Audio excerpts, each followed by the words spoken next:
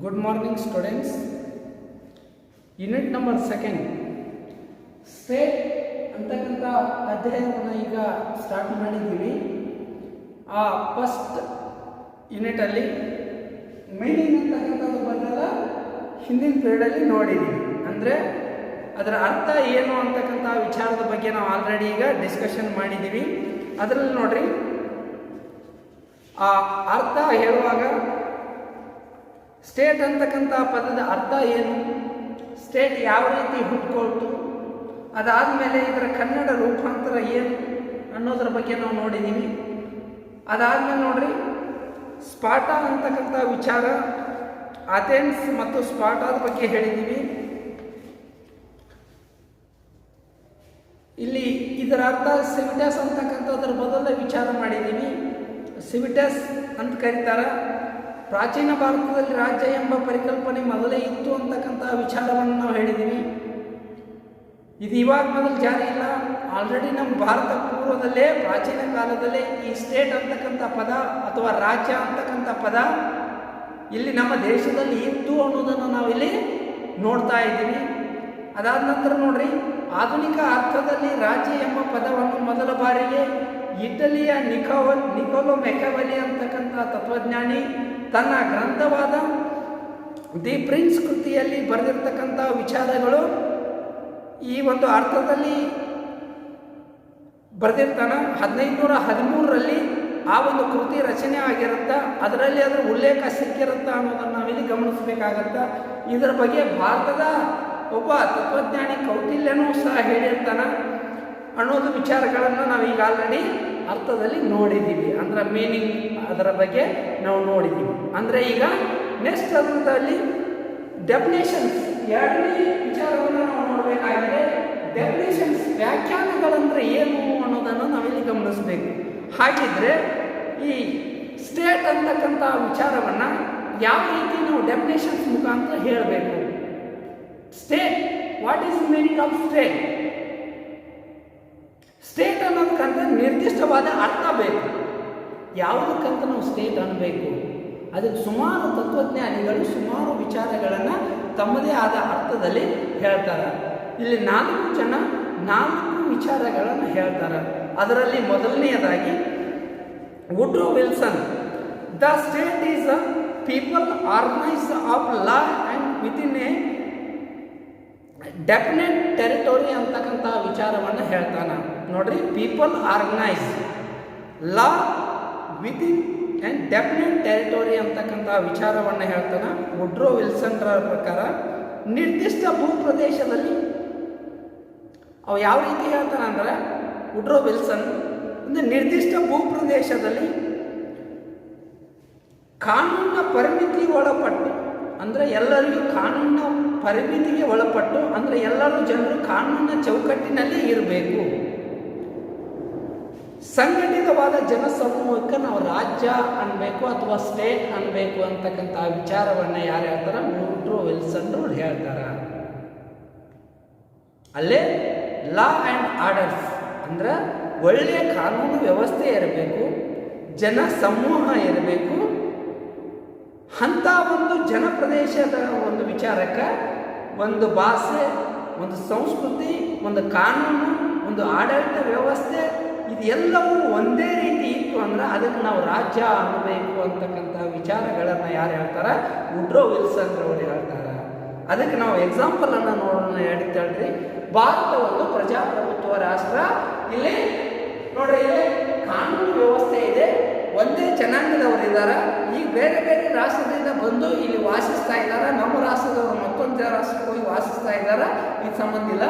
But ನಾವು ಇಲ್ಲಿ ಒಂದು ಕಾನೂನು ಚೌಕಟ್ಟಿನಲ್ಲಿ ಸಂಘಟಿತವಾಗಿ ನಾವು ಯಾರೇ ಅಪರಾಧ ಮಾಡಿದರೂ ಕಾನೂನಿನ ಮುಂದೆ ಎಲ್ಲರೂ ಸಮಾನರು ಅಂತೇಳಿ ಶಿಕ್ಷೆಗೆ ಒಳಪಡ್ತಾ ಇದ್ದೀವಿ ಅನ್ನೋದನ್ನು ಇಲ್ಲಿ ಅವರು ಹೇಳಿಕೊಟ್ಟಿದ್ದಾರೆ. ಅಂದರೆ ಇವತ್ತು ಆರ್ಥಿಕವಾಗಿ ಸದೃಢರಿರ್ಬೋದು, ಜಾಗತಿಕವಾಗಿ ಮೇಲ್ವರ್ಗದವರು ಇರ್ಬೋದು, ಯಾರೇ ಇರಲಿ ತಪ್ಪು ಮಾಡಿದ್ರು ಅಂದರೆ ಕಾನೂನಿನ ಮುಂದೆ ಎಲ್ಲರೂ ಸಮಾನರು ಅಂತಕ್ಕಂಥ ವಿಚಾರಗಳನ್ನು ಯಾರು ಹೇಳ್ತಾರೆ, ವುಡ್ರೋ ವಿಲ್ಸನ್ ಅವರು ಹೇಳ್ತಾರೆ. ಈ ಇಂಪಾರ್ಟೆಂಟ್ ಪಾಯಿಂಟ್ಸನ್ನು ನಾವಿಲ್ಲಿ ಗಮನಿಸಬೇಕಾಗತ್ತಾ. ಅದಕ್ಕೆ ಆ ಕಾನೂನಿನ ಚೌಕಟ್ಟಿನಲ್ಲಿ ನಾವು ಇದ್ರೆ ಮಾತ್ರ ರಾಜ್ಯ ಅನ್ನಬೇಕು ಅಂತ ಅಂತಕ್ಕಂಥ ವಿಚಾರಗಳನ್ನು ಹೇಳ್ತಾನೆ. ಇದು ಪ್ರಜಾಪ್ರಭುತ್ವ ರಾಷ್ಟ್ರ, ಎಲ್ಲರಿಗೂ ಹಕ್ಕುಗಳು, ರೈಟ್ಸ್ ಅದಾವ. ಆ ರೈಟ್ಸ್ ಜೊತೆ ನಾವು ಇವತ್ತು ಜೀವನವನ್ನು ಮಾಡ್ತಾ ಇದ್ದೀವಿ. ಇವತ್ತು ಎಲ್ಲ ರೈಟ್ಸ್ಗಳ ಜೊತೆ ಇವತ್ತು ಕಾನೂನು ನಮ್ಮ ಬೆಳವಣಿಗೆಗಿದೆ. ಒಂದೇ ರೀತಿಯಲ್ಲ, ನಾವು ಇವತ್ತು ಎಲ್ಲಿ ಬೇಕಾದರೂ ಹೋಗ್ಬೋದು, ಏನು ಬೇಕಾದರೂ ಶಿಕ್ಷಣವನ್ನು ಪಡಿಬಹುದು, ಹೌದಾ? ಆದರೆ ಕಾನೂನಿನ ಪರಿಮಿತಿಯಲ್ಲೇ ನಾವು ಇವತ್ತು ಜೀವನವನ್ನು ನಡೆಸಬೇಕಾಗಿದೆ. ಅಂದರೆ ಕಾನೂನನ್ನು ಮೀರಿ ಜೀವನವನ್ನು ನಡೆಸೋಕ್ಕೆ ನಮಗೆ ಅವಕಾಶಗಳು ಇಲ್ಲ.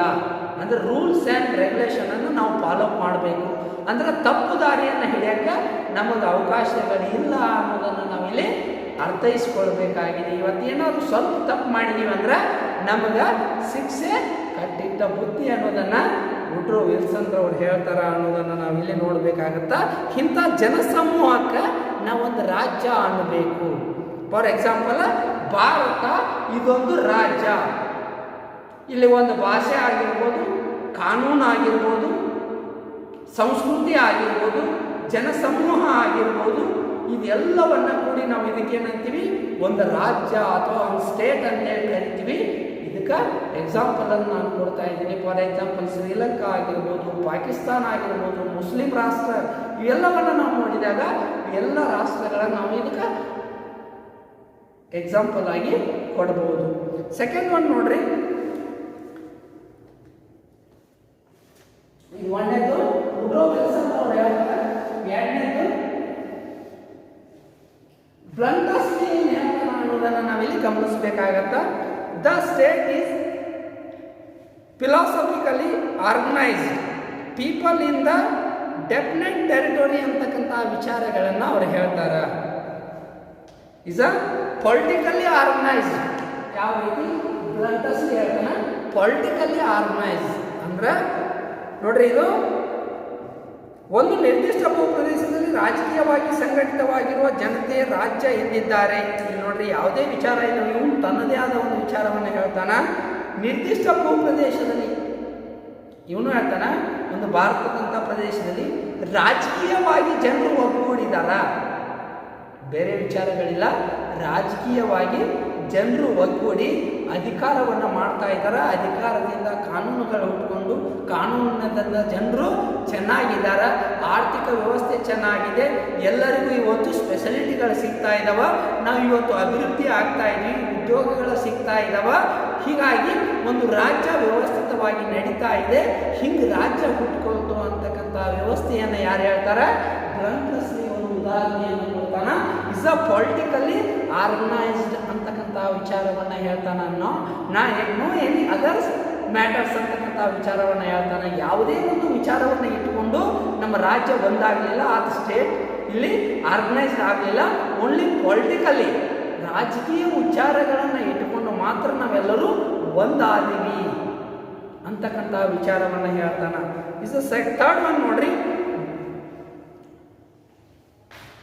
GDH ಕುಲೆ ಅಂತಕ್ಕಂಥ ಇರೋರು ಏನು ಹೇಳ್ತಾರ ಅಂದ್ರೆ, the state is whole community of its members organized as a original social unit ಅಂತಕ್ಕಂಥ ವಿಚಾರವನ್ನು ಇವ್ರು ಹೇಳ್ತಾರ.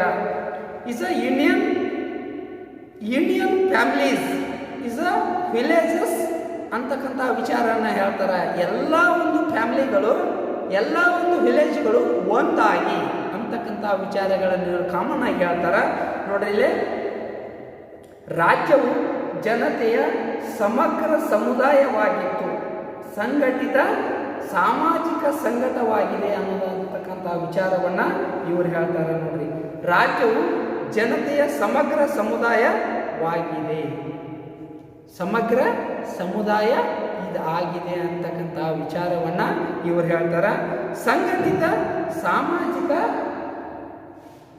ಸಾಮಾಜಿಕ ಘಟಕ ಇದಾಗಿದೆ ಅಂತಕ್ಕಂಥ ವಿಚಾರನೂ ಸಹ ಇವರು ಹೇಳಿದಾರ. ಇನ್ನು ನೋಡ್ರಿ, ನೆಕ್ಸ್ಟ್ ಲಾಸ್ಟ್ ಒನ್, ಅರಿಸ್ಟಾಟಲ್ ಏನು ಹೇಳ್ತಾರ, ರಾಜ್ಯಶಾಸ್ತ್ರದ ಪಿತಾಮಹ ಅಂತೇಳಿ ಇವರನ್ನು ಕರಿಬೇಕಾಗತ್ತ. ರಾಜ್ಯಶಾಸ್ತ್ರದ ತಂದೆ ಅಂತ ಸಹ ಇವರನ್ನು ಕರಿಬೇಕಾಗತ್ತ. ರಾಜ್ಯಶಾಸ್ತ್ರದ ಜನಕ ಅಂತೇಳಿ ಇವರನ್ನು ಕರೆಯಬೇಕಾಗತ್ತ. ರಾಜ್ಯಶಾಸ್ತ್ರದ ಬಗ್ಗೆ ಅತಿ ಹೆಚ್ಚು ಅರಿವು ಇರ್ತಕ್ಕಂಥ ವ್ಯಕ್ತಿ, ರಾಜ್ಯಶಾಸ್ತ್ರದ ಬಗ್ಗೆ ಅತಿ ಒಂದು ಕೊಡುಗೆಯನ್ನು ನೀಡಿರ್ತಕ್ಕಂಥ ವ್ಯಕ್ತಿ ಈತ. ಬಹಳ ಪ್ರಮುಖವಾದ ವಿಚಾರಗಳನ್ನು ಹೇಳ್ತಾ ನೋಡ್ರಿ. State is a union of families and villages having A for this property ಅಂತಕ್ಕಂಥ ವಿಚಾರವನ್ನು ಹೇಳ್ತಾನ ನೋಡ್ರಿ. ಇಲ್ಲಿ ರಾಜ್ಯವು ಕುಟುಂಬ ಹಾಗೂ ಗ್ರಾಮಗಳ ಸಮೂಹವಾಗಿದ್ದು, ಒಂದು ರಾಜ್ಯ ಏನಾಗಿರುತ್ತ, ಕುಟುಂಬಗಳು ಇರ್ತಾವ, ಇಲ್ಲಿ ವಿಲೇಜಸ್ ಗ್ರಾಮಗಳು ಇರ್ತಾವ. ಅಂದ್ರೆ ಇಲ್ಲಿ ಗ್ರಾಮಗಳೊಳಗ ಕುಟುಂಬಗಳಿರ್ತಾವ, ಇನ್ನ ಸಣ್ಣ ಸಣ್ಣ ಕುಟುಂಬಗಳು ಗ್ರಾಮಗಳ ಆಚೆಗೂ ಇರ್ತಾವ. ಒಟ್ಟಾರೆ ಎಲ್ಲವೂ ಸೇರಿಸಿ ಒಂದು ರಾಜ್ಯ ಆಗಿರುತ್ತ ಅನ್ನುವಂತಕ್ಕಂಥ ವಿಚಾರವನ್ನ ಈತ ಹೇಳ್ತಾನ. ಸುಖಕರವು ಮತ್ತು ಗೌರವಯುತವು ಅಂದ್ರೆ ಒಳ್ಳೆಯ ಜೀವನವನ್ನು ನಡೆಸಕ್ಕ, ನಮಗ ಸುಖಕರ ಜೀವನವನ್ನು ನಡೆಸಕ್ಕ ಗೌರವಯುತ ನೋಡ್ರಿ. ಇಲ್ಲಿ ಸಮಾಜದಲ್ಲಿ ಸೋಷಿಯಲ್ ರೆಸ್ಪೆಕ್ಟ್ ಅಂದ್ರೆ ಸಾಮಾಜಿಕವಾಗಿ ನಮಗೆ ರೆಸ್ಪೆಕ್ಟ್ ಸಿಗಕ್ಕ ಗೌರವಯುತವಾದ ಜೀವನ ನಾವು ನಡೆಸಬೇಕಾಗಿತ್ತು ಅಂದ್ರೆ ನಾವೊಂದು ಒಳ್ಳೆಯ ರಾಜ್ಯವನ್ನು ಕಟ್ಟಬೇಕು, ನಮ್ಮದೇ ಆದ ಒಂದು ರಾಜ್ಯ ಇರಬೇಕು ಅಂತಕ್ಕಂಥ ವಿಚಾರವನ್ನು ಹೇಳ್ತಾನ. ಆದ ಮತ್ತು ಸ್ವಯಂ ಪರಿಪೂರ್ಣವಾದ ಜೀವನವನ್ನು ನಡೆಸುವ ಉದ್ದೇಶ ಹೊಂದಿದೆ, ಬೇರೆ ಏನೂ ಇಲ್ಲ. ಸ್ವಯಂ ಪರಿಪೂರ್ಣ ಉದ್ದೇಶವನ್ನು ಇಟ್ಟುಕೊಂಡು ನಾವು ಏನು ಮಾಡಬೇಕು, ಜೀವನವನ್ನು ನಡೆಸುವ ಉದ್ದೇಶವನ್ನು ಇದು ರಾಜ್ಯ ಹೊಂದಿದೆ, ಇದರ ಬೇರೆ ಯಾವುದೇ ಉದ್ದೇಶ ಇಲ್ಲ ಅಂತಕ್ಕಂಥ ವಿಚಾರಗಳನ್ನು ಅರಿಸ್ಟಾಟಲ್ ಅವರು ಹೇಳ್ತಾರೆ ನೋಡ್ರಿ. ಇಲ್ಲಿ ಕುಟುಂಬಗಳು ಗ್ರಾಮಗಳ ಸಮೂಹ ಈ ರಾಜ್ಯ ಆಗೈತಿ. ಸುಖಕರವು ಮತ್ತು ಗೌರವಯುತವಾದ ಜೀವನ ಈ ರಾಜ್ಯದಲ್ಲಿ ನಡೆಸಬೇಕಾಗಿದೆ.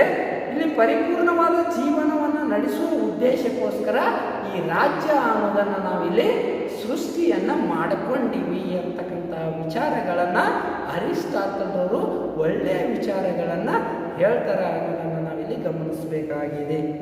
ಇದೆಲ್ಲ ಈ 4 ಪಾಯಿಂಟ್ಸ್ಗಳನ್ನು ನಾವಿಲ್ಲಿ ಗಮನಿಸಬೇಕಾಗುತ್ತೆ ವಿದ್ಯಾರ್ಥಿಗಳೇ. ನೀವು ನೋಡ್ರಿ, ಇದರಾಗ ಯಾವುದಾದ್ರೂ ಒಂದು 2 ವ್ಯಾಖ್ಯಾನಗಳನ್ನು ನಾವು ನಾಳೆ ಎಕ್ಸಾಮಲ್ಲಿ ಕೇಳ್ತಾರೆ, ಹೌದಾ? Definitions, what is state definitions ಅಂತ ಕೇಳಿದಾಗ, ನಾವು ರಾಜ್ಯದ ಬಗ್ಗೆ ವ್ಯಾಖ್ಯಾನಗಳಂತ ಏನಾದರೂ ಬರೀ ಅಂತ ಕೇಳಿದಾಗ ಯಾವುದಾದ್ರೂ ಒಂದು ನೀವು ಯಾವುದು ಬೇಕಲ್ಲ ಅದನ್ನು ನೀವು ಚಾಯ್ಸ್ ಮಾಡಿ ಬರೀಬೋದು. ಅರಿಸ್ಟಾಟಲ್ ಆದರೂ ಬರೀರಿ, ಕೊಲೆನಾದರೂ ಬರೀರಿ, ಪ್ಲಾಂಟಸ್ನಿಗಾದರೂ ಬರೀರಿ, ವುಡ್ರೋ ವಿಲ್ಸನ್ದಾದರೂ ಬರೀರಿ, ಎನಿಮೋ ಯಾವುದು ಬೇಕಾದರೂ ಬರೆದರೂ ನಡೆಯುತ್ತಾ. 4 ಸರಿಯಾದ ಉತ್ತರಗಳೇ ಅದಾವ ಅನ್ನೋದನ್ನು ನಾವಿಲ್ಲಿ ಗಮನಿಸಬೇಕಾಗತ್ತ. ನೀವು ಯಾವುದು ಬೇಕಾದರೂ ಚಾಯ್ಸ್ ಮಾಡಿಕೊಳ್ಳ್ರಿ. ಅಂದರೆ ಅಟ್ಲೀಸ್ಟು 2-3 ವ್ಯಾಖ್ಯೆಗಳು ನಿಮಗೆ ಗೊತ್ತಿರಬೇಕು ಅಂತಕ್ಕಂಥ ವಿಚಾರಗಳು ನೀವು ಅರ್ಥ ಮಾಡ್ಕೊಳ್ಬೇಕಾಗತ್ತ.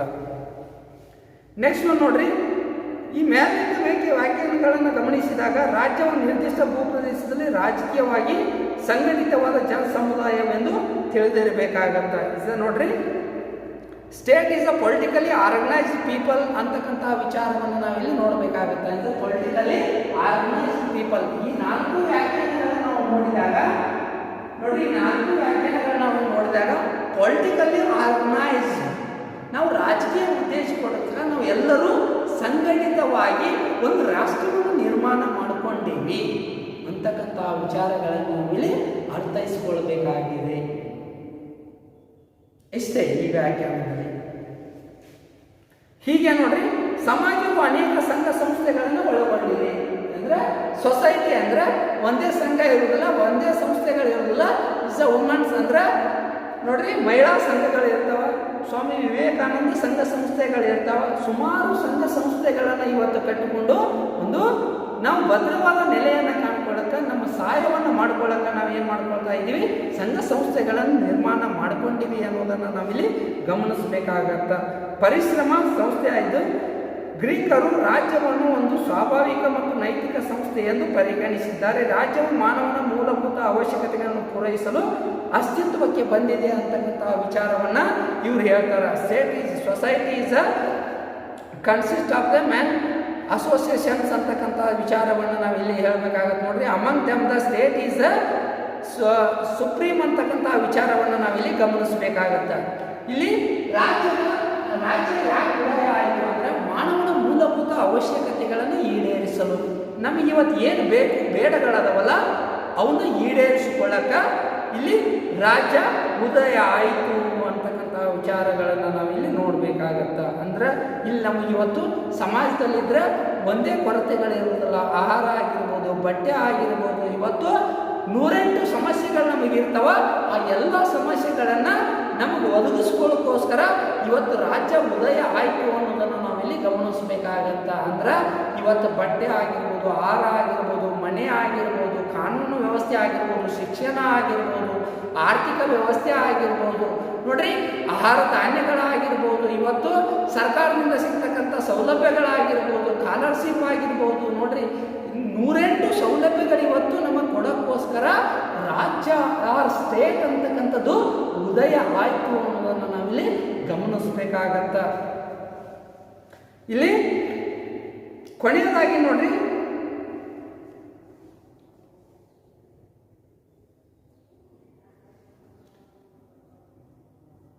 ಇಲ್ಲಿ ದೇವರು ಅಥವಾ ಪ್ರತಿಯೊಬ್ಬರು ಸಮಾಜದಲ್ಲಿ ವಾಸಿಸಲೇಬೇಕು ಅಂತಕ್ಕಂಥ ವಿಚಾರವನ್ನು ನಾವಿಲ್ಲಿ ಗಮನಿಸಬೇಕಾಗತ್ತೆ. Any more peoples society compulsory ನಾವು ಸೊಸೈಟಿಯಲ್ಲಿ ಬದುಕಬೇಕು. ಸೊಸೈಟಿ ಬಿಟ್ಟು ಬದುಕಕ್ಕೆ ಸಾಧ್ಯ ಇಲ್ಲ ಅನ್ನೋದನ್ನು ನಾವಿಲ್ಲಿ ಗಮನಿಸಬೇಕಾಗತ್ತೆ. Is the most important in the society for the man. ಅಂದ್ರೆ ನಮಗೆ ಇವತ್ತು ಸೊಸೈಟಿ ಎಷ್ಟು ಇಂಪಾರ್ಟೆಂಟ್ ಇದೆ ಅನ್ನೋದನ್ನು ನಾವಿಲ್ಲಿ ಗಮನಿಸಬೇಕಾಗತ್ತೆ. ಅಂದ್ರೆ ಸಮಾಜವನ್ನು ಬಿಟ್ಟು ಮನುಷ್ಯನಿಗೆ ಬದುಕಕ್ಕಾಗಲ್ಲ. ಕಾಡು ಪ್ರಾಣಿಗಳು ಹೇಗೋ ಬದುಕ್ತಾವ, ಆದರೆ ಕಾಡು ಪ್ರಾಣಿಗಳಂತೆ ಮನುಷ್ಯರನ್ನು ಬಿಟ್ಟು ಬದುಕಕ್ಕಾಗಲ್ಲ. ಒಂದು ವೇಳೆ ಮನುಷ್ಯರನ್ನು ಬಿಟ್ಟು ಬದುಕಿದ ಅಂದ್ರೆ ಆತ ಮನುಷ್ಯ ಆಗಕ್ಕೆ ಸಾಧ್ಯ ಇಲ್ಲ, ಕಾಡು ಪ್ರಾಣಿನೇ ಅನ್ನಬೇಕಾಗತ್ತ. ಅಂದ್ರೆ ನಾವು ಬದುಕಕ್ಕೆ ಸಾಧ್ಯನೇ ಇಲ್ಲ ಅನ್ನೋದನ್ನು ನಾವು ಇಲ್ಲಿ ನೋಡಬೇಕಾಗತ್ತೆ. ಅದಕ್ಕೆ ಒಂದು ಮಾತುಗಳನ್ನು ಹೇಳ್ತಾರೆ, ಅವನಿಗೆ ಒಂದು ವೇಳೆ ಮನುಷ್ಯ ಸಮಾಜವನ್ನು ಬಿಟ್ಟು ಬದುಕಿದ ಅಂದ್ರೆ ಆತ ಹಿ ವಾಸ್ ಅ ಗಾಡ್, ಒಂದು ದೇವರು ಅನ್ನಬೇಕು. ಇಲ್ಲದೆ ಹೋದ್ರೆ ದೆವ್ವ ಅನ್ನಬೇಕು ಅಂತೇಳಿ ನಾವು ಕರಿಬೇಕಾಗತ್ತ. ಅಂದ್ರೆ ದೇವರು ಮನುಷ್ಯರೊಳಗೆ ಬದುಕಕ್ಕೆ ಸಾಧ್ಯ, ಮನುಷ್ಯರೊಳಗಿರಲ್ಲ, ದೆವ್ವ ಮನುಷ್ಯರೊಳಗೆ ಇರಲ್ಲ ಅನ್ನೋದನ್ನು ನಾವಿಲ್ಲಿ ಗಮನಿಸಬೇಕಾಗತ್ತ. ಅದಕ್ಕೋಸ್ಕರ ದೇವರು ಅಥವಾ ದೆವ್ವ ಅಂತೇಳಿ ಅವರನ್ನು ಕರಿಬೇಕಾಗತ್ತ ಅಂತಕ್ಕಂಥ ವಿಚಾರಗಳನ್ನು ನಾವಿಲ್ಲಿ ನೋಡಬೇಕಾಗತ್ತ. ಅಷ್ಟೇ ನೋಡ್ರಿ, ಇಲ್ಲಿ ರಾಜ್ಯದ ಇಂಪಾರ್ಟೆನ್ಸ್ ಆಫ್ ದಿ ಸ್ಟೇಟ್ ಅಂತಕ್ಕಂಥ ವಿಚಾರವನ್ನು ನಾವಿಲ್ಲಿ ಗಮನಿಸಬೇಕಾಗತ್ತ. ಇಂಪಾರ್ಟೆನ್ಸ್ ಆಫ್ ದಿ ಸ್ಟೇಟ್, ಯಾವ ಪದಗಳನ್ನು ಯಾವ ವ್ಯಾಖ್ಯಾನಗಳನ್ನು ಇಲ್ಲಿ ರಾಜ್ಯಶಾಸ್ತ್ರಕ್ಕೆ ಕೊಡುಗೆಗಳನ್ನಾಗಿ ಪಡೆದಾರ ಅನ್ನೋದನ್ನು ನಾವಿಲ್ಲಿ ನೋಡಬೇಕಾಗತ್ತ. ಇಲ್ಲಿ ಎಷ್ಟು ಒಂದು ವಿಚಾರಗಳು ಅದಾವ ಅನ್ನೋದನ್ನು ನಾವಿಲ್ಲಿ ನೋಡಬೇಕಾಗತ್ತ. ಒಂದು ರಾಜ್ಯ ಉದಯ ಆಗಿದೆ, ಆ ರಾಜ್ಯದಲ್ಲಿ ಏನು ಫೆಸಿಲಿಟಿ ಅದಾವ, ಇಂಪಾರ್ಟೆನ್ಸ್ ಯಾಕೆ ನಾವು ಕೊಟ್ಟಿದ್ದೀವಿ ಅನ್ನೋದನ್ನು ಸಹ ಈ ಒಂದು ವಿಚಾರದಲ್ಲಿ ಅರ್ಥ ಮಾಡಿಕೊಳ್ಬೇಕಾಗುತ್ತೆ. ಇಲ್ಲಿ ಇಂಪಾರ್ಟೆನ್ಸ್ ಆಫ್ ದಿ ಸ್ಟೇಟ್ ಅಂದರೆ ಯಾವ್ಯಾವುದಕ್ಕೆ ಇದು ಮಹತ್ವವನ್ನು ನೀಡಿದೆ ಅನ್ನೋದನ್ನು ನಾವಿಲ್ಲಿ ಗಮನಿಸಬೇಕಾಗತ್ತ. ಅಂದರೆ ಇದು ನೋಡ್ರಿ, ಇಲ್ಲಿ ಪ್ರಾಮುಖ್ಯತೆಯನ್ನು ಯಾವುದಕ್ಕೆ ಕೊಟ್ಟಿದ್ದಾರ ಅನ್ನೋದನ್ನು ನಾವಿಲ್ಲಿ ನೋಡಬೇಕಾಗತ್ತ. The state is ensures internal and external security of people. ನೋಡ್ರಿ, ರಾಜ್ಯವು ತನ್ನ ಜನತೆಗೆ ಆಂತರಿಕ ರಕ್ಷಣೆ ಹಾಗೂ ಬಾಹ್ಯ ಭದ್ರತೆಯನ್ನು ಒದಗಿಸುತ್ತದೆ ಅನ್ನೋದನ್ನು ನಾವಿಲ್ಲಿ ನೋಡಬೇಕಾಗತ್ತ. Internal and external security of people, ಇಲ್ಲಿ ಜನತೆಗೆ ಆಂತರಿಕ ರಕ್ಷಣೆಯನ್ನು ಕೊಡುತ್ತಾ, ಬಾಹ್ಯ ರಕ್ಷಣೆನೂ ಕೊಡುತ್ತಾ ಅನ್ನೋದನ್ನು ನಾವಿಲ್ಲಿ ಗಮನಿಸಬೇಕಾಗತ್ತ. ಈ ವಿಚಾರವನ್ನು ನಾವಿಲ್ಲಿ ಅರ್ಥ ಮಾಡ್ಕೊಳ್ಬೇಕಾಗತ್ತ. ಇಲ್ಲಿ ಆಂತರಿಕ ರಕ್ಷಣೆ, ನಾವು ಇಲ್ಲಿ ಸಮಾಜದಲ್ಲಿ ಇದ್ದೀವಿ, ಒಂದು ರಾಜ್ಯದಲ್ಲಿ ಇದ್ದೀವಿ ಅಂದ್ರೆ ಕಾನೂನುಗಳು ನಮ್ಮನ್ನು ಕಾಪಾಡ್ತಾವ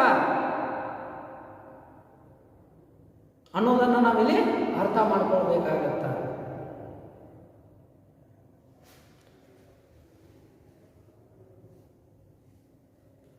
ನೋಡ್ರಿ, ಇಲ್ಲಿ second one law and orders. ಇಲ್ಲಿ ಕಾನೂನುಗಳು ಅದಾವ, ನಮಗೇನಾದರೂ ಜನತೆಗೆ ತೊಂದರೆಗಳು ಬರ್ತಾ ಇತ್ತು ಅಂದ್ರೆ ಲಾ ಅಂಡ್ ಆರ್ಡರ್ಸ್ ಜಾರಿಗೆ ತರ್ತಾ ಇದ್ದಾರೆ. ಜನರ ಮೇಲೆ ಏನಾದರೂ ದೌರ್ಜನ್ಯಗಳಾಗ್ತಾ ಇತ್ತು, ಪದೇ ಪದೇ ಕಿರುಕುಳ ನಡೀತಾ ಇತ್ತು ಅಂದ್ರೆ ಜನರಿಗೆ ಪ್ರೊಟೆಕ್ಷನ್ ಕೊಡಕ್ಕೆ ಪೊಲೀಸ್ ವ್ಯವಸ್ಥೆ ಇದೆ. ಅದಕ್ಕೋಸ್ಕರ ಬರೀ ಪೊಲೀಸರಷ್ಟೇ ಅಲ್ಲ, PSIಗಳಿದ್ದಾರೆ, SP ಗಳಿದ್ದಾರೆ, DYSPಗಳಿದ್ದಾರೆ, ನಮ್ಮ ಸೆಕ್ಯೂರಿಟಿಗೋಸ್ಕರ ನೋಡ್ರಿ, ಇವತ್ತು ತಹಸೀಲ್ದಾರ್ಗಳು ಬರ್ತಾರೆ, ಮನೆ ಮನೆಗೆ ವಿಸಿಟ್ ಕೊಡ್ತಾರೆ, ಯಾವ ಗ್ರಾಮಗಳಿಗೆ ಏನಾಗಿದೆ ಅಂತ ನೋಡ್ಕೊಳ್ತಾರೆ.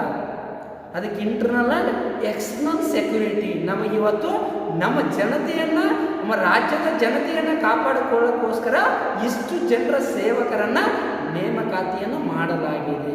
ಈ ನ್ಯಾಯಾಂಗ ವ್ಯವಸ್ಥೆಯನ್ನು ಸ್ಥಾಪಿಸಲಾಗಿದೆ ಅನ್ನೋದನ್ನು ನಾವಿಲ್ಲಿ ಗಮನಿಸಬೇಕಾಗಿದೆ. ಇವೆಲ್ಲವೂ ಇರೋದು ನಮ್ಮ ಸಲುವಾಗಿ ಹೊರತು ಒಂದು ಅಡ್ಮಿನಿಸ್ಟ್ರೇಷನ್ ಆಡಳಿತದ ಸಲುವಾಗಿ ಅಲ್ಲ ಅನ್ನೋದನ್ನು ನಾವಿಲ್ಲಿ ಅರ್ಥ ಮಾಡಿಕೊಳ್ಬೇಕಾಗಿದೆ. ಇವೆಲ್ಲ ಕಾನೂನುಗಳು ಯಾರ ಸಲುವಾಗಿದ್ದಾವೆ? ಶಿಕ್ಷಣ ಯಾರ ಸಲುವಾಗಿದೆ? ಆಡಳಿತ ಯಾರ ಸಲುವಾಗಿದೆ ಅನ್ನೋದನ್ನು ನಾವಿಲ್ಲಿ ಸ್ವಲ್ಪ ಅಬ್ಸರ್ವೇಷನ್ ಮಾಡಬೇಕಾಗತ್ತೆ. ನೆಕ್ಸ್ಟ್ ಪಾಯಿಂಟ್ ನೋಡ್ರಿ, is a provides and justice of people. ಇವತ್ತು ನ್ಯಾಯವನ್ನು ಒದಗಿಸಿಕೊಡುವುದು ಜನರಿಗೆ. ಇವತ್ತು ಯಾರಾದರೂ ತಪ್ಪು ಮಾಡಿದ ಅಂದ್ರೆ ಅವನಿಗೆ ಮೊದಲು ಶಿಕ್ಷೆಯನ್ನು ಕೊಡಿಸೋದು, ಇವತ್ತು ಯಾರಿಗೆ ಅನ್ಯಾಯ ಆಗಿರ್ತದೋ ಅವ್ರು ನ್ಯಾಯವನ್ನು ಒದಗಿಸಿಕೊಡೋದು. ಈ ಒಂದು ವಿಚಾರ ನಮ್ಮ ಕಾನೂನು ವ್ಯವಸ್ಥೆಯಲ್ಲಿ ಇದೆ ಅನ್ನೋದನ್ನು ನಾವಿಲ್ಲಿ ಗಮನಿಸಬೇಕಾಗುತ್ತೆ. ಏನಾದರೂ ನಮಗೆ ಇವತ್ತು ತಪ್ಪಾಗಿತ್ತು, ಇವತ್ತು ಸರ್ಕಾರಿ ನೌಕರಸ್ಥ ತಪ್ಪು ಮಾಡಿದ್ವು ಅಂದ್ರೆ ಅವನ ಮೇಲೆ ನಾವು ಕಂಪ್ಲೇಂಟ್ ಹಾಕಿದ್ರೆ ಮೊದಲು ಅವನಿಗೆ ಯಾವ ರೀತಿ ನಾವು ಇವತ್ತು ಕೋರ್ಟಿಗೆ ಕರ್ಕೊಂಡು ಹೋಗೋದು, ಅವ್ರು ಯಾವ ರೀತಿ ಶಿಕ್ಷೆಯನ್ನು ಕೊಡಿಸೋದು, ಅಮಾನತನ್ನು ಮಾಡೋದು, ಇವೆಲ್ಲ ವಿಚಾರಗಳನ್ನು ನಾವು ಇವತ್ತು ಅರ್ಥ ಮಾಡಿಕೊಳ್ಬೇಕಾಗಿದೆ. ನಮಗದರಿಂದ ಎಷ್ಟು ಹಾನಿ ಆಗಿದೆ ಅನ್ನೋದನ್ನು ನಾವು ಇವತ್ತು ಗಮನಿಸಬೇಕಾಗಿದೆ. ಅವೆಲ್ಲದಕ್ಕೂ ಪರಿಹಾರವನ್ನು ನಾವು ಕಳಿಸುವುದು ಇವತ್ತು ನ್ಯಾಯಾಂಗದ ಜವಾಬ್ದಾರಿಯಾಗಿದೆ, ಕಾನೂನಿನ ಜವಾಬ್ದಾರಿಯಾಗಿದೆ ಅನ್ನೋದನ್ನು ನಾವಿಲ್ಲಿ ಅರ್ಥ ಮಾಡಿಕೊಳ್ಬೇಕಾಗಿದೆ. ಅದಕ್ಕೆ ಇವತ್ತು ಕೋರ್ಟ್, ಸುಪ್ರೀಂ ಕೋರ್ಟ್, ಹೈಕೋರ್ಟ್ ಇಂಥ ವ್ಯವಸ್ಥೆ ಭಾರತದಂಥ ರಾಷ್ಟ್ರಗಳಲ್ಲಿ ಇದಾವೆ ಅನ್ನೋದನ್ನು ನಾವಿಲ್ಲಿ ಗಮನಿಸಬೇಕಾಗಿದೆ. ಇವೆಲ್ಲ ಇರೋದು ಸಾಮಾನ್ಯ ಜನರಿಗೆ ನ್ಯಾಯವನ್ನು ಒದಗಿಸಿಕೊಡಕ್ಕೆ. ಈ ಜಸ್ಟಿಸ್ ಯಾರಿಗೂ ಇವತ್ತು ಅನ್ಯಾಯ ಆಗಬಾರ್ದು, ಮೋಸ ಅನ್ನೋದು ನಡಿಬಾರ್ದು ಅನ್ನೋದನ್ನು ನಾವಿಲ್ಲಿ ಗಮನಿಸಬೇಕಾಗತ್ತೆ.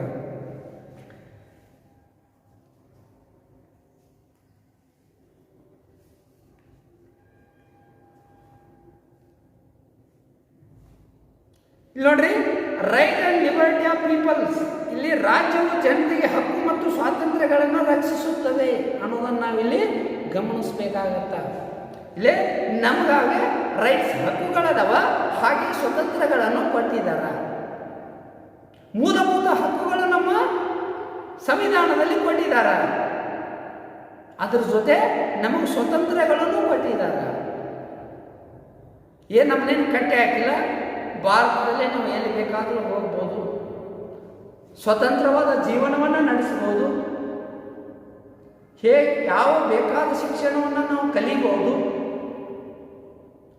ಬೇಕಾದವರ ಒಂದು ಫ್ರೆಂಡ್ಶಿಪ್ಪನ್ನು ಮಾಡ್ಬೋದು. ಅದು ಕಾನೂನಿನ ಅಡಿಯಲ್ಲಿ ಮಾತ್ರ. ಅದು ಒಳ್ಳೆಯದಿರಬೇಕು, ಅಂಥದಕ್ಕೆ ಆದ್ಯತೆಯನ್ನು ಕೊಟ್ಟಿದ್ದಾರೆ. Rights, ಹಕ್ಕುಗಳದಾವ.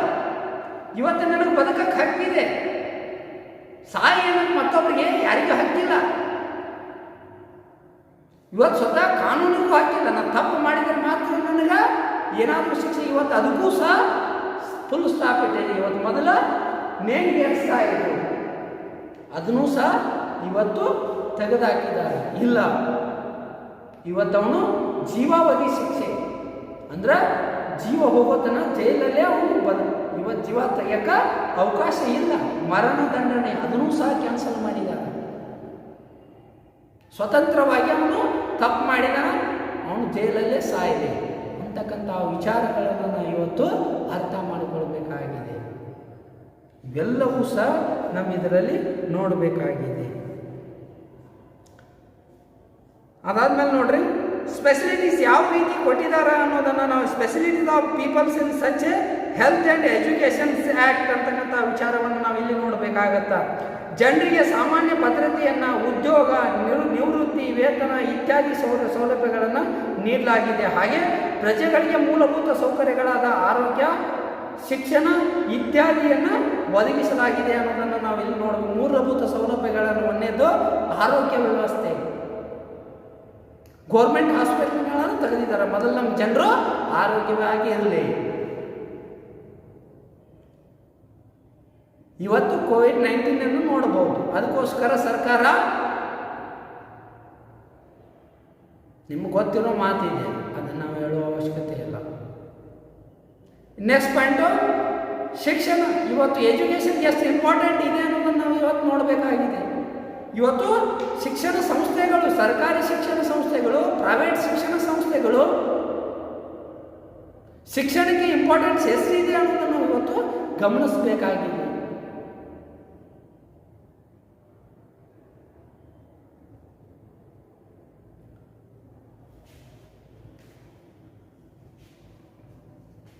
is a basic facilities, health and education. ಇವೆಲ್ಲ ನಮಗೆ ಮೂಲ ಸೌಕರ್ಯಗಳು ಬೇಕು. ಈ ಸ್ಪೆಷಲಿಟೀಸ್ ಇಲ್ಲ ಅಂದರೆ ಈ ಮನುಷ್ಯ ಬದುಕಕ್ಕಾಗಲ್ಲ. ಈ ಇಂಪಾರ್ಟೆನ್ಸ್ ಪಾಯಿಂಟ್ಸನ್ನು ಮೊದಲು ನಾವು ಕೊಡಬೇಕು. ಯಾಕೆ ಅಂತ ಕೇಳಿದಾಗ, ಮೊದಲು ಆರೋಗ್ಯವಂತನಾಗಿರಬೇಕು ಮನುಷ್ಯ, ಶಿಕ್ಷಣ ಇರಬೇಕು. ಆದರೆ ಶಿಕ್ಷಣ ಇತ್ತು ಅಂದರೆ, ಎಜುಕೇಷನ್ ಇತ್ತು ಅಂದರೆ ಆತ ಒಳ್ಳೆಯ ಒಬ್ಬ ವಿದ್ಯಾರ್ಥಿ ಆದ ಅಂದರೆ ಒಳ್ಳೆಯ ಒಂದು ನೈತಿಕತೆಯನ್ನು ಬೆಳೆಸ್ಕೊಳ್ತಾನೆ. ಸಮಾಜದಲ್ಲಿ ಆತ ಉನ್ನತ ಸ್ಥಾನಕ್ಕೆ ಬರ್ತಾನೆ. ಅದಕ್ಕೆ ಅವನಿಗೆ ಫಸ್ಟ್ ಇಂಪಾರ್ಟೆನ್ಸ್ ಎಜುಕೇಷನನ್ನು ಕೊಡಬೇಕು.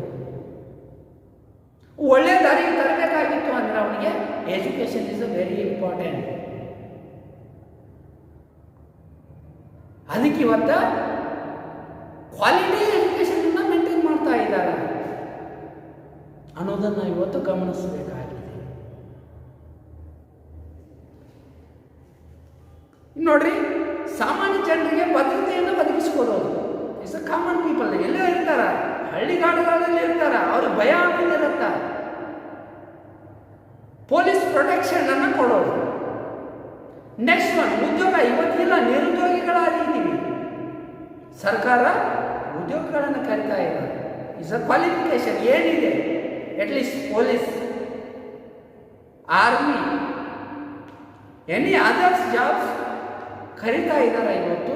ಇದರಿಂದ ಅಟ್ಲೀಸ್ಟ್ ನಿರುದ್ಯೋಗವನ್ನು ಕಡಿಮೆ ಮಾಡ್ತಾ ಇದ್ದಾರೆ ಅನ್ನೋದನ್ನು ನಾವು ಇವತ್ತು ಗಮನಿಸಬೇಕಾಗಿದೆ.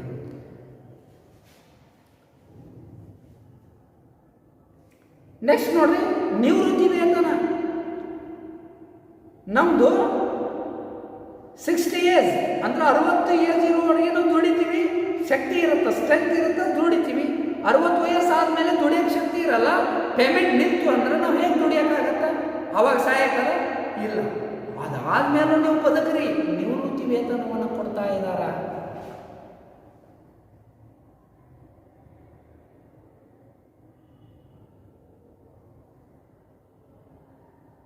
ಪೆನ್ಸಿಲ್ ಅಂತ ಏನು ಕರಿತೀವಲ್ಲ,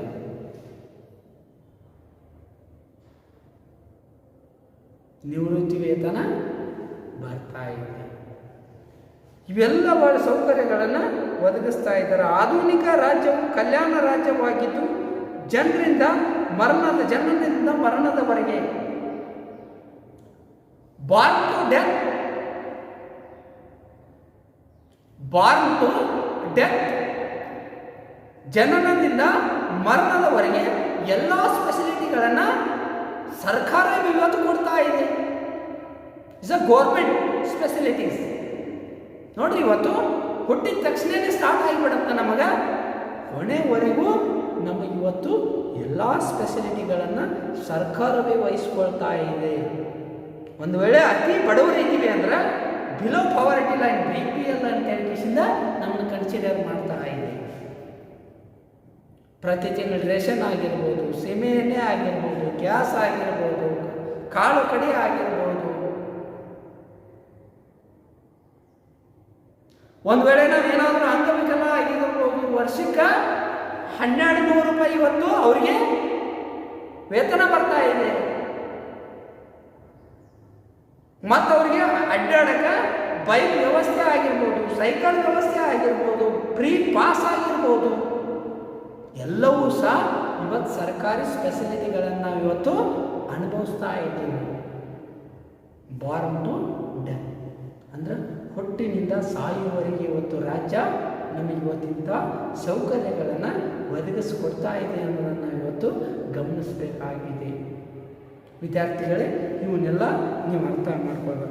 ಒಟ್ಟಿನಲ್ಲಿ ಆಧುನಿಕ ರಾಜ್ಯವು ಸುಖಿ ರಾಜ್ಯವಾಗಿದ್ದು is a present 20th century, 20ನೇ ಶತಮಾನದಲ್ಲಿ ಇದು ಆಧುನಿಕ ರಾಜ್ಯವು ಸುಖಿ ರಾಜ್ಯ ಆಗಿದೆ. ಇವತ್ತು ಯಾರೋ ನಾವು ಬಡವರಲ್ಲ, ಅಟ್ಟು ಕೆಳಮಟ್ಟದಲ್ಲಿ ಇಲ್ಲ, ಬಟ್ಟೆ ಬರೆಗಳು ಹಾಕೊಳ್ಳದೆ ಅಡ್ಡಾಡ್ತಾ ಇಲ್ಲ, ತುತ್ತು ಅನ್ನ ಗತಿ ಇಲ್ಲದಂತಹ ಜನ ಯಾರೂ ಇಲ್ಲ. ಇವರು ಎಲ್ಲರೂ ಹೊಟ್ಟೆ ತುಂಬ ಅನ್ನ ಸಿಗ್ತಾ ಇದೆ, ಕೆಲಸಗಳಿದ್ದಾವ, ಬಟ್ಟೆ ಬರೆ ಇದ್ದಾವ, ಭಾರತ ಸಮೃದ್ಧ ರಾಷ್ಟ್ರ ಇದೆ ಅನ್ನೋದನ್ನು ಇವತ್ತು ಅರ್ಥ ಮಾಡಿಕೊಳ್ಬೇಕಾಗಿದೆ. ಎಲ್ಲೋ 5% ಜನ ಬಡವರು ಇರ್ಬೋದು, ಓನ್ಲಿ 5% ಜನ ಬಡವರು ಇರ್ಬೋದು, ಆದರೆ 95% ಜನ ಇದಕ್ಕೆ ಯಾವುದಕ್ಕೂ ಕಡಿಮೆ ಇಲ್ಲ ಅನ್ನೋದನ್ನು ನಾವು ಇಲ್ಲಿ ಗಮನಿಸಬೇಕಾಗಿದೆ. ಜನತೆಗೆ ಸರ್ವತೋಮುಖ ಪ್ರಗತಿಯು ಅದರ ಮುಖ್ಯ ಉದ್ದೇಶವಾಗಿದೆ. ಜನತೆ ಎಲ್ಲ ಸೇವೆಗಳನ್ನು ಸಲ್ಲಿಸುತ್ತಿರುವುದನ್ನು ಇಲ್ಲಿ ನಾವು ಕಾಣಬಹುದಾಗಿದೆ. ನೋಡ್ರಿ, ಇವತ್ತು ಎಲ್ಲ ಸೇವೆಗಳನ್ನು ಸರ್ಕಾರ ಒದಗಿಸ್ತಾ ಇದೆ, ಯಾವ ವ್ಯಕ್ತಿನೂ ಒದಗಿಸ್ತಾ ಇಲ್ಲ. ಇಟ್ಸ್ ಅ ಗೋರ್ಮೆಂಟ್ ಒದಗಿಸ್ತಾ ಇದೆ ಅನ್ನೋದನ್ನು ನಾವು ಇವತ್ತು ಅರ್ಥ ಮಾಡ್ಕೊಳ್ಬೇಕಾಗಿದೆ. ನೆಕ್ಸ್ಟ್ ನೋಡ್ರಿ, next the elements of the state. Next the elements of the state, ಆ ವಿಚಾರಗಳ ಬಗ್ಗೆ ಒಂದು ಮುಂದಿನ ಪೀರಿಯಡಲ್ಲಿ ಡಿಸ್ಕಷನ್ ಮಾಡೋಣ. Okay, thank you one and all.